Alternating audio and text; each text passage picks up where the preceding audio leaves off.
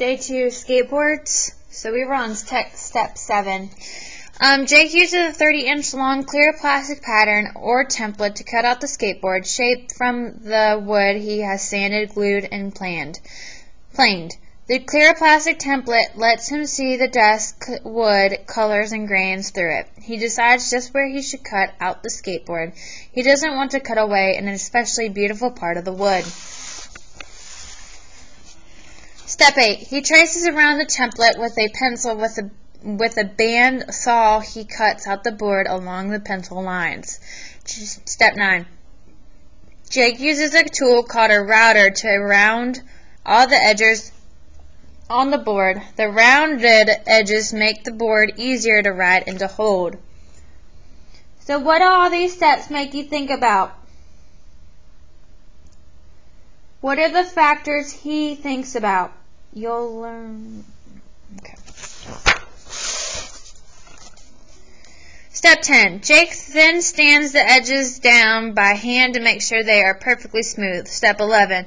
He takes another template and puts it on the underside of the board. This helps him mark where the wheels will go. The wheels should never hit the underside of the board. The wheel wells allow the rider to tilt the board without it hitting the wheel. Step 12. Then Jake uses a belt sander to make the 4 small rounded grooves or wheels wells in the underside of the wood. Step 13. Oops! When Jake first started making skateboards, his hand slipped when he was doing the 3rd wheel. Well, he'd accidentally made a swirl, like a fishtail. Jake liked the look. He turned his mistake around. He now makes the swirl mark near the back wheel on all the skateboards. It's his unofficial signature. Step 14. Next, he makes holes in the underside of the board where the trucks will be attached. Those screws will be flat or flush with the board. Step 15. Jake puts oil on both sides of the board. This oil makes the wood's color and grains really stand out or pop.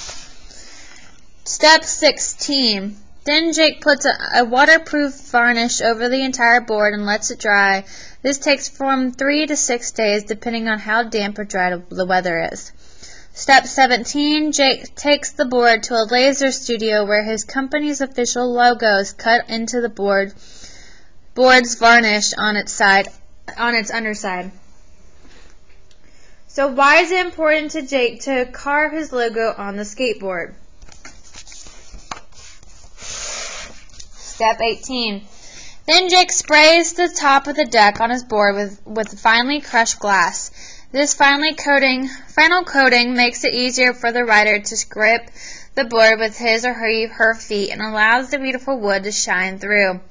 Step 19. Finally, Jake cuts out 2 small pieces of leather, which he places between the trucks and the wooden underside of the board.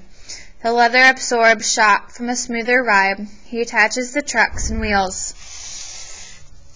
Jake's side project skateboard, made by hand with love and care, is ready to ride. So what message is the author sharing on this page? How does it make you feel about her subject?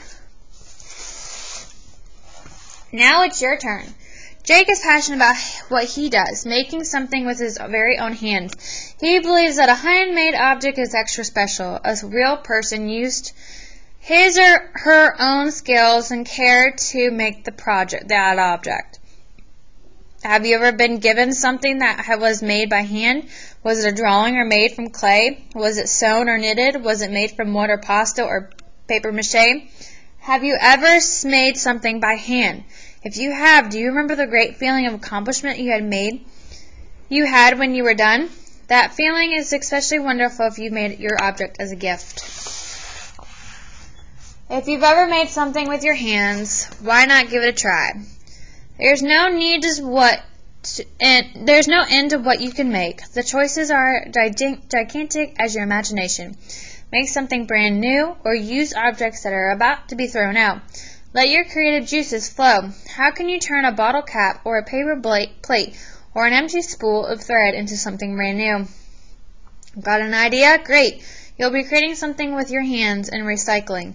Recycling. Did you know that skateboards can be recycled? You can get a fixed up skateboard, or you can pass yours on to someone who would love to put wheels under their own feet. So this is the skateboard timeline. So in the 1920s, kids nailed a wooden fruit crate to a narrow wooden board and attached roller skate wheels into the front.